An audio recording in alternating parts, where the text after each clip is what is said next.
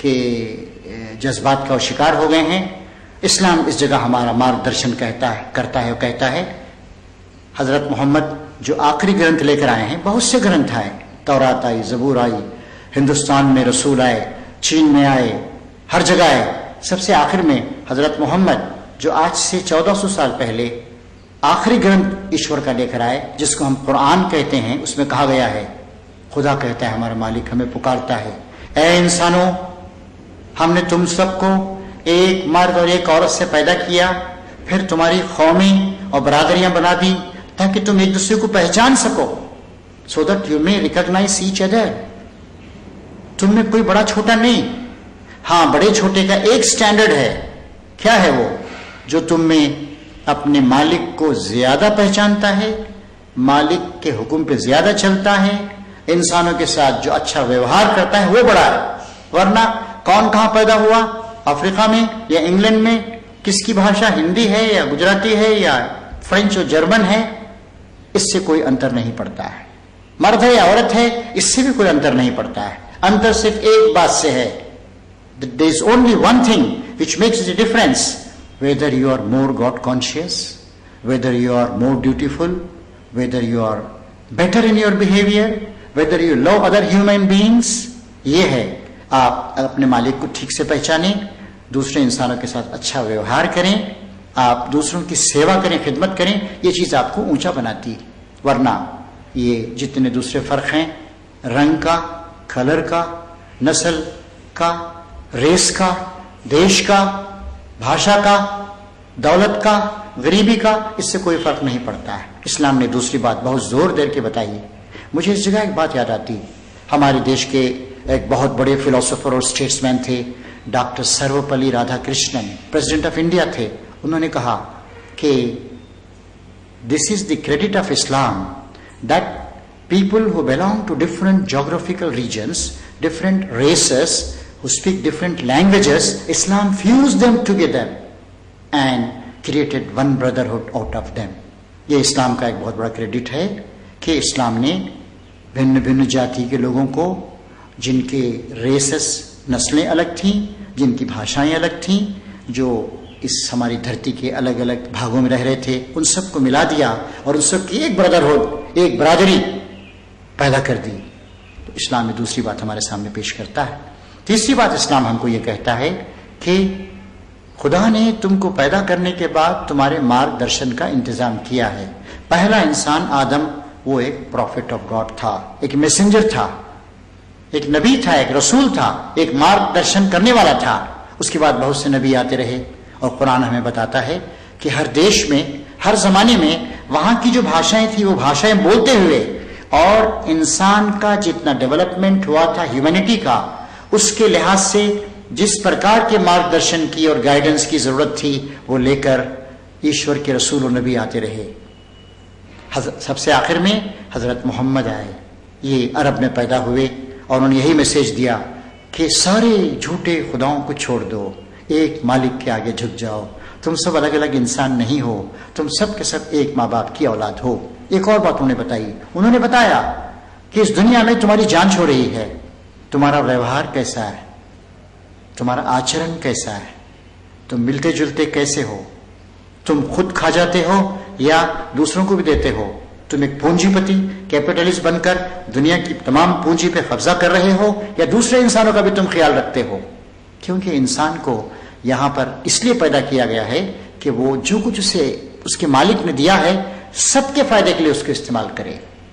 اور یہ بتایا گیا ہے کہ جو کچھ تمہیں دیا گیا ہے امانت ہے، یہ ٹرسٹ ہے، ایک امانت ہے جو تمہارے ہاتھوں میں ہے. اس امانت میں گڑبڑ مت کرو، بے ایمانی مت کرو، اور اس کو اس طریقے سے استعمال کرو کہ ساری دنیا کے لوگوں کو اس سے فائدہ ہو. آج ہم دیکھتے ہیں کہ دولت کچھ ہاتھوں میں جا کر کنسنٹریٹ ہو گئی، جمع ہو گئی، بڑے بڑے پونجی پتی بن رہے ہیں، اور پونجیواد کیپٹلزم بڑھ رہا ہے.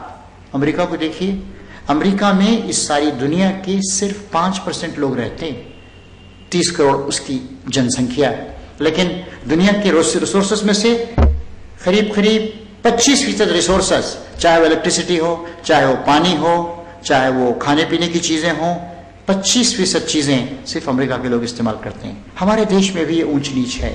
ہندوستان اتنا بڑا دیش ہے، 115 کروڑ اس وقت ہمارا پاپولیشن ہو گیا ہے. چین کے بعد اتنے زیادہ انسان اور کہیں پر نہیں ہیں. ہم ترقی کر رہے ہیں، ہم اپگرہ اڑا رہے ہیں، ہمارے پاس ایٹمک انرجی ہے، ہم آسمان میں گویا سوراخ لگا رہے ہیں. لیکن کہ ہمارے پاس لاکھوں آدمی نہیں، کروڑوں آدمی ایسے ہیں جو پاورٹی، غریبی کی لائن سے نیچے ہیں، جن کو 2 وقت کی ٹھیک سے روٹی نہیں ملتی. پھر ہمارے ہاں عزت اور بے عزتی کا بھی سوال. بہت سے لوگوں کو ہم نے کچل دیا ہے. دلت ہیں ہمارے پاس، ٹرائبلس ہیں ہمارے پاس. یہ سب لوگ تکلیف کا شکار ہیں، مصیبتوں میں مبتلا ہے. یہ بے ایمانی، یہ شیطانی، یہ اس مالک کے خلاف بغاوت. مالک ہم سے یہ بھی چاہتا ہے کہ ہم ان سب کے ساتھ انصاف کریں. اس جگہ مجھے ایشور کی طرف سے دیا ہوا ایک سندیش جو حضرت محمد کے مادھیم سے ہم کو ملا، جو قرآن میں ہے، وہ یاد آتا ہے.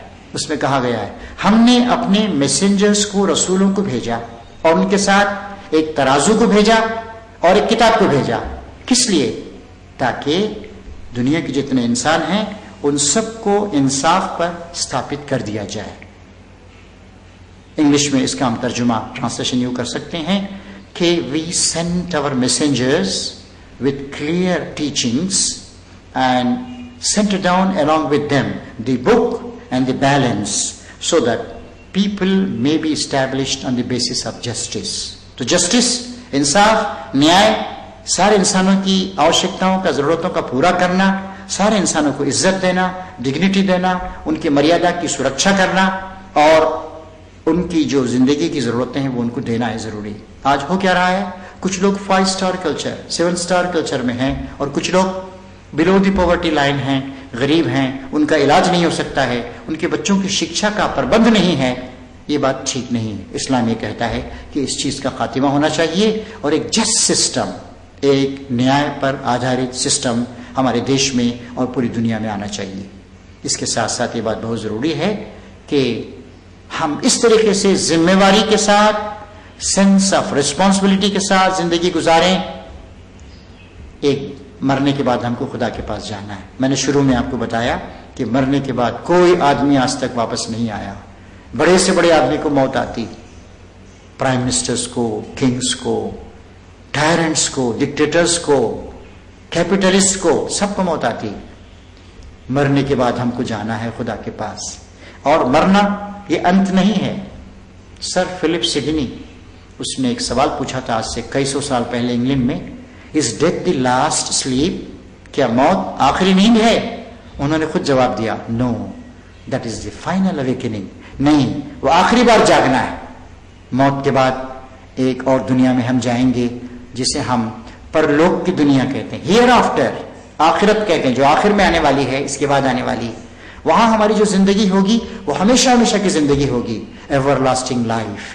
جو لوگ اپنا آچار وچار ٹھیک رکھیں گے، اپنے مالک کو پہچانیں گے، انسانوں کے ساتھ اچھا ویوہار کریں گے اور یہاں پر امن اور شانتی کو لائیں گے، جو اپنے روپیے اور پیسے اور اپنے شکتی کو ہتھیار بنانے میں، ایٹم بم بنانے میں، راکٹس بنانے میں، ایک دوسرے کو تباہ کرنے میں، دوسروں کے دیشوں پر جا کر قبضہ کرنے میں، دوسروں کے پیٹرول پہ قبضہ کرنے میں، دوسروں کے جو ریسورسز آف لائف ہیں ان پر قبضہ کرنے میں جو لوگ لگے ہوئے ہیں، ان کو وہاں پہ خدا کے پاس جواب دینا ہوگا.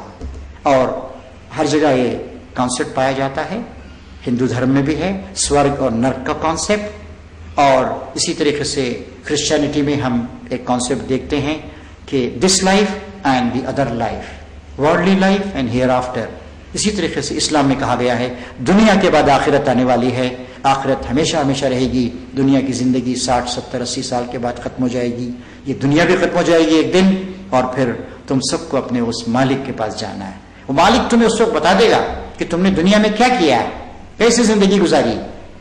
تم نے اپنے آپ کو اس مالک کا بندہ اور داس اور سرونٹ سمجھ کر زندگی گزاری ہے، یا تم نے بغاوت کی ہے، سرکشی کی ہے، ہٹ دھرمی سے کام لیا ہے، تم نے دوسرے بھائیوں کو انسان سمجھ کر ان کے ساتھ اچھا ویوہار کیا ہے اور ان کی سیوا کی ہے، یا پوری کی پوری دولت پر تمہیں قبضہ کر کے خزانے کا سانپ بن کر تم بیٹھ گئے ہو، تو وہ ہمیشہ ہمیشہ کی زندگی ہوگی. ایک اور بات سوچئے، ہماری یہ دنیا، اس میں کتنا اتیاچار ہے، اس میں کتنا ظلم ہے، اس میں کتنی اونچ نیچ ہے، اس میں کتنا ایکسپلائٹیشن ہے، اس میں کس طریقے سے انسانوں کو کچلا جا رہا ہے، دبایا جا رہا ہے.